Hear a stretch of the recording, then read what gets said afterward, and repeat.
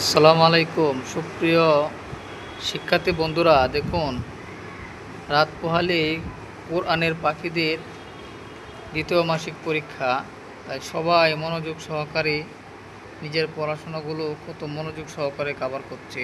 দেখেন, কোনো হইচই নাই, সবাই সবার পড়াশোনা নিয়ে ব্যস্ত, কারো দিকে তাকানোর মতো সময় তাদের নাই। দেখুন, অনেক মনোযোগ সহকারে তারা পড়াশোনা করতেছে।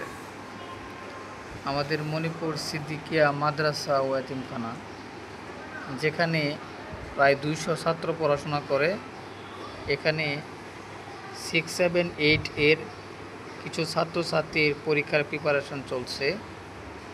তো সবাই তাদের জন্য দোয়া করবেন এবং তারা যেন জীবনে অনেক উচ্চ শিখরে পৌঁছতে পারে, সবাই তাদের জন্য দোয়া করবেন।